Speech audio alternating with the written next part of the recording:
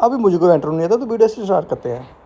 मोदी जी ने सभी टैक्स को मिला के एक जीएसटी कर दिया। यूपी में सपा और बसपा को एक कर दिया, कांग्रेस और शिवसेना को एक कर दिया, 14 पार्टियों के नेताओं की बुद्धि को एक कर दिया, और तो और अब्दुल की 4 लुगायों को भी एक कर दिया। फिर भी चमचे कहते हैं कि मोदी जी देश बांटते हैं। हाँ साला ये दुख का खत्म नहीं होता बे। चमचो झूठ बोलते हो। वक्त बदल दिया। मैं हूँ एक मुसलमान, हमारे यहाँ नहीं होता है कन्यादान।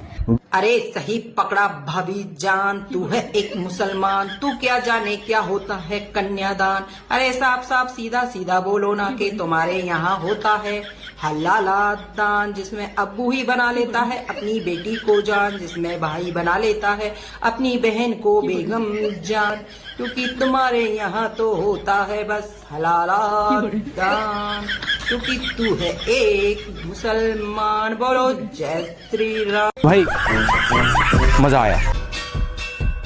मियाँ जी, क्या हुआ बेगम, क्या हुआ? आपने मेरा नंबर अपने फोन में कुत्ती नेम से सेव किया है। और बेगम तुमको अंग्रेजी नहीं आती तो हम क्या करें? और क्यूटी कहते हैं उसे। जाहिल मदरसा छाप हमारे नसीब में लिखी थी, हमारी बहन ना होती ना तो तेरे से कभी नहीं खाना करते। जाहिल। आप फोटो दिखाते हो, आप थाईलैंड की बात कर रहे थे तो हमें लगा थाईलैंड का भी अनुभव आपके पास अच्छा है। एहे रहा नहीं जाता, तड़प ही ऐसी है ना। थाईलैंड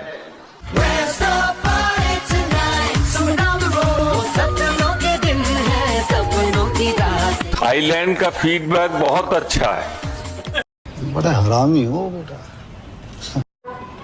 कुछ अनबक बोलते कि अब्दुल सिर्फ पंचर ही बना सकता है। नहीं मेरे भाई, ये देख अब्दुल भारत की सबसे महंगी गाड़ी भी खरीद सकता है, और ये देख अब्दुल बॉलीवुड पे राज भी करता है, और ये देख अब्दुल पूरी दुनिया का बादशाह कहलाता है, और ये देख भारत को पहली मिसाइल भी अब्दुल ने ही दी है। ना भाभी जान, ये देख अब्दुल अपनी बहन को भी बेगम बना सकता है, ये देख अब्दुल अपनी अम्मी को भी पेल सकता है, ये देख अब्दुल अपनी बेटी पर भी चढ़ सकता है, और ये देख अब्दुल अपनी बेगम का दूध भी पी सकता है। ये हम नहीं कहते, ये तुम्हारे अब्दुल ही कहते हैं। सच बोल पर पूरा बोल। जय श्री राम। अरे गॉड, 19-20 का ही तो फर्क है बस। यहाँ कोई है तू? यस गॉड, 19-20 का फर्क है, 19-20 का फर्क है, 19-20 का फर्क है, 19-20 का फर्क है, इसमें उसमें 19 लाख का फर्क है। टीएमसी सांसद महुआ मोइत्रा को यकीन नहीं हो रहा कि वक्फ ना रहा, अपीजमेंट ना रहा। वक्फ संशोधन विधेयक लोकसभा में पारित होते ही टीएमसी सांसद ने कहा कि 288 और 232 वोटों के बीच केवल 50 वोट का अंतर होता है, और ये अंतर कुछ ज्यादा नहीं है। महुआ के अनुसार सिर्फ 50 वोट का अंतर होने से ये पता चलता है कि ये विधेयक अलोकप्रिय और जनादेश के विरुद्ध है। महुआ, क्या आप अपनी बुद्धि को दूर से अलविदा कह चुकी हैं? अरे महुआ जी, एक वोट के अंतर से तो संसद में अटल बिहारी वाजपेयी की सरकार गिर गई थी, तो ये तो फिर भी महज एक कानून है। कोई बात नहीं, महुआ को शायद नंबर समझ नहीं आते, हम उनको समझा देते हैं। देखिए महुआ जी, वक्फ बिल 288 मतों से पास हुआ है और इसके विरोध में 232 वोट डाले गए, पर हम आपको बता दें कि अगर बिल के पक्ष में 231 प्लस 1 यानी कि 233 भी वोट होते तो भी ये बिल पास ही होता। इसमें आपको अनगढ़ तर्कों के लिए कोई जगह नहीं है। नहीं है। और जिस पप्पू यादव के सामने बैठे और जितने लंबे चौड़े बातों से, आपके पास क्या था मैं नहीं जानता हूं, आप जितने लंबे चौड़े बात करते हो। पप्पू यादव के पास 9000 बीघा मेरी बपौती थी। पप्पू यादव के पास 9000 बीघा मेरी बपौती थी। अंग्रेजों की दलाली की जमींदारों ने, अंग्रेजों की दलाली की राजशाहियों ने, अंग्रेजों की दलाली की अपने परिवार को पहुंचाया, तब जाकर के जमीन बने। हिपोक्रेसी की भी सीमा होती है।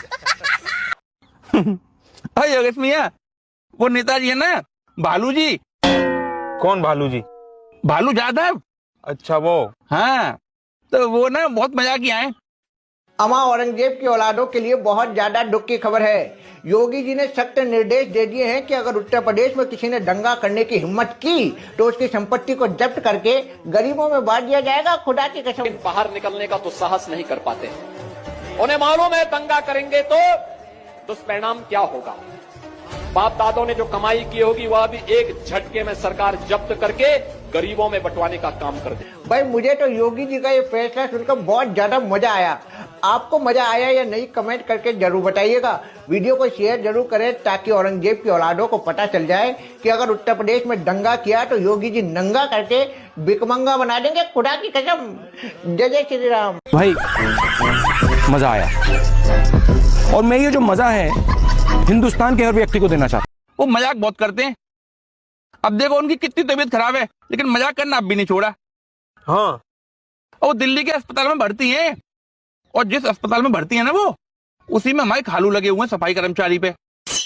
तो हमारे खालू उनके कमरे की साफ सफाई करने गए, उसी टाइम डॉक्टर साहब राउंड पे आ गए। तो डॉक्टर साहब ने पूछा, भालू जी ये आपके लीवर, फेफड़ा, किडनी सब खराब हो गए, ऐसा क्या खाते हो आप? तो पता है भालू जी क्या बोले? क्या? चारा।